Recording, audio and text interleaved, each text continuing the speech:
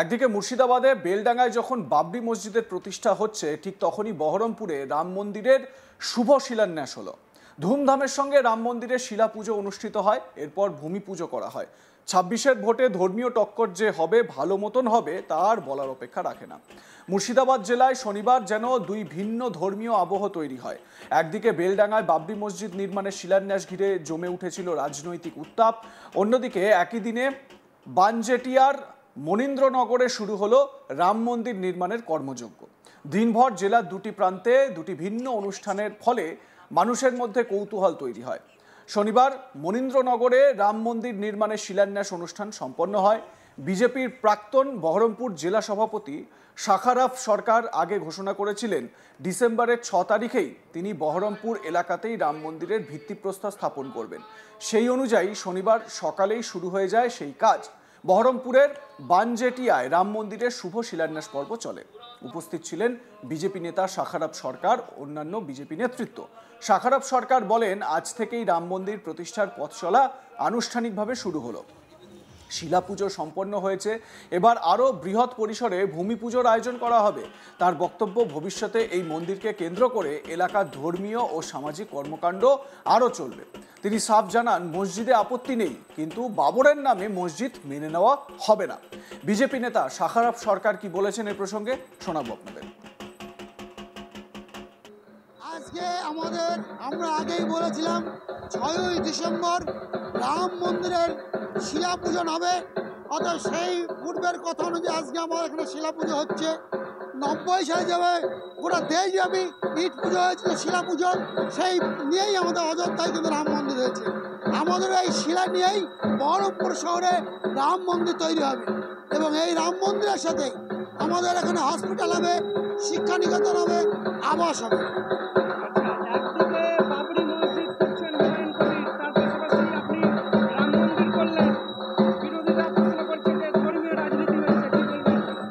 এটা যারা ধর্মীয় রাজনীতি বলছেন তারা বেশি ধর্মীয় রাজনীতি করেন। আর ওই মসজিদ, বাবরি মসজিদ আমাদের হুমায়ুন কবির করছেন নয়, ওরা মমতা ব্যানার্জি নিজে ইনভলভ আছে। তাহলে যে কায়দায় আপনারা ভাবুন, এটা বাংলার মানুষ ভাবুন, মুকুল রায়কে পিএসসি চেয়ারম্যান করলো কারণ বিরোধী দলকে দিতে হয়, অর্থাৎ বিজেপিকে খাতা খারাপ দেয় বিজেপির বিধায়ক মুকুল রায়, আর এদিকে তৃণমূলে জয়েন করালেন। ঠিক কালকে ওইভাবে মমতা ব্যানার্জি নাটক করলেন যে হুমায়ুন কবিরকে সাসপেন্ড করলাম, তারা হিন্দুরা রাগ না করে।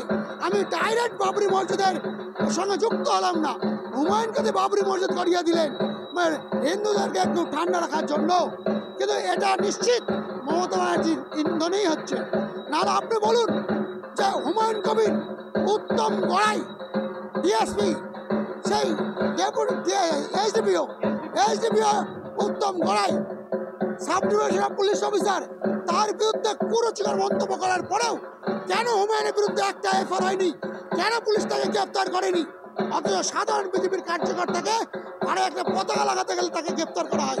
তার মানে ইশারা মে কাফি হয়, মমতা ব্যানার্জি ইশারা মে কাফি। মমতা ব্যানার্জি আসার 2 দিন আগেই হুমায়ুন কবির উত্তম গড়াইয়ের ব্যাপারে বলেছে, হুমকি দিয়েছেন, কলার চেপে ধরবো, পিটবো। তারপরেও মমতা ব্যানার্জি এসে কেন এখানকার এসপিকে বলেননি ওকে ইমিডিয়েট গ্রেপ্তার করেন? বাংলার মানুষ অপেক্ষায় ছিল হুমায়ুনকে গ্রেপ্তার করবে। আমরাও ভেবেছিলাম যে হুমায়ুন গ্রেপ্তার হবে, বাবরি মসজিদ হবে না। কিন্তু এই জেলায় যে বাবরি মসজিদ হয়, রাম মন্দিরও হবে। আমাদের মসজিদে আপত্তি নেই, মসজিদ হোক, সে রেজাউল করিম হোক, উনার নামে করুক, হুমায়ুন মসজিদ করুক। যে ইব্রাহিম লোধি ভারতীয় একজন মুসলিম সন্তান, সেই ইব্রাহিম লোধিকে খুন করে বাবর, সেই বাবরকে আমরা মেনে নিতে পারি না। বাবরের নামে মসজিদ মেনে নিতে পারবো না, অন্য যে কোনো নামে মসজিদ হোক, তাতে কোনো সমস্যা নেই। বিজেপির তরফ থেকে এই দাবি বারবার করে করা হচ্ছে। শনিবার সকাল থেকেই বেলডাঙ্গায় চোখে পড়েছিল ভিড়, প্রচুর ভিড়। স্থানীয়রা সারি সারি ইট মাথায় নিয়ে মসজিদের ভিত্তিপ্রস্তর স্থাপনের জন্য প্রস্তুতি নেন এবং সেখানে এই সভাস্থলে যান। মঞ্চে বক্তব্য রাখতে গিয়ে হুমায়ুন হাইকোর্টের নির্দেশকেই হাতিয়ার করে বলেন, এই মসজিদের ইট কাউকে খুলতে দেব না, দেখি কে হিম্মত দেখায়। হুমায়ুন স্পষ্ট করে বলেন, আমরা ধর্মের প্রতি আস্থাশীল, অন্য ধর্মের প্রতি শ্রদ্ধাশীল, তবে কেউ যদি এই মসজিদের ইট খুলতে আসে শহীদ হব, তাও একটা ইটও খুলতে দেব না। মুর্শিদাবাদের মাটিতে অন্য রাজ্য থেকে এসে কেউ ইট খোলার চেষ্টা করলে হতে দেব না। মসজিদ নির্মাণে মোট বাজেট 300 কোটি টাকা ধরা হয়েছে। এ বিষয়ে হুমায়ুন জানান, ভারতের একজন শিল্পপতি তাকে ফোন করে আশ্বাস দিয়েছেন 80 কোটি টাকা অনুদান দেবেন। এই অর্থের যোগান পাওয়ার পর আরও দৃঢ় হয় হুমায়ুনের হুঙ্কার। বাবরি মসজিদ, হাসপাতাল, বিশ্ববিদ্যালয় নির্মাণ, একই সঙ্গে পার্ক ইত্যাদি কারো হাত আটকাতে পারবে না, এমনটাই বলেন হুমায়ুন কবির। তো সাসপেন্ডেড তৃণমূল বিধায়ক হুমায়ুন কবির কি বলেছেন এ প্রসঙ্গে শোনাবো আপনাদের। কোন ধর্মাবলম্বী মানুষকে আমরা ঘৃণাও করি না, অশ্রদ্ধাও করি না। আমার ধর্মের প্রতি আমরা যেমন আস্থাশীল, তেমনি অন্য ধর্মের প্রতিও আমরা শ্রদ্ধাশীল। কিন্তু কেউ যদি মনে করে থাকে মুর্শিদাবাদের মাটিতে উত্তরপ্রদেশ থেকে এসে মধ্যপ্রদেশের প্রাক্তন মুখ্যমন্ত্রী বলেছে এক এক ইটা খুল লেंगी, इतना हिम्मत उमा जी आपको नहीं होगी। बंगाल में जो 37% मुसलमान आबादी है, ये शहीद हो जाएगी, लेकिन ये बाबरी मस्जिद का एक भी ईटा नहीं खुलने देगी, एक भी ईटा नहीं खुलने देगी। ये मेरा चैलेंज है। उमा जी आपको चैलेंज कर रहा है। जो मेरा शेर लेने के लिए घोषित किया, उनको भी मैं सतर्क कर रहा है, चेतावनी दे रहा है, जब ऐसा मत कीजिए। अब हुमायूं कबीर को केसग्र स्पर्श नहीं कर पाएगी। खुद महान अल्लाह ताला सृष्टिकर्ता मुसलमान के पास है, कुरान के हिफाजत के लिए है।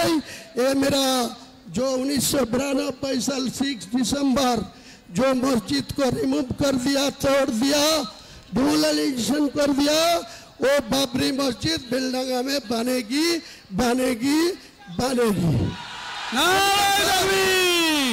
उनका साथ एक इस्लामिक हॉस्पिटल भी होगी 500 बेड में। यहाँ का जो मेडिकल कॉलेज है वहाँ कोई परिसेवा ठीक ठाक नहीं मिलते।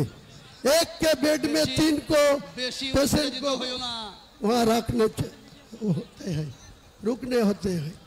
तो मैं यही बोलना चाहता हूँ, यहाँ शुद्ध मस्जिद नहीं बनेगी, हॉस्पिटल भी बनेगी, मेडिकल कॉलेज भी बनेगी, एक रेस्टोरेंट कम होटल भी बनेगी, एक पार्क भी बनेगी, एक हेलीकॉप्टर नामने के लिए एक हेलीपैड भी बनेगी। Total budget 300 crore, total budget 300 crore. मेरे को আপনাদের মতামত জানান, দেখতে থাকুন আজ তাক বাংলা। সাবস্ক্রাইব করুন আমাদের ইউটিউব চ্যানেলটি, বেল আইকন প্রেস করুন নোটিফিকেশন পেতে।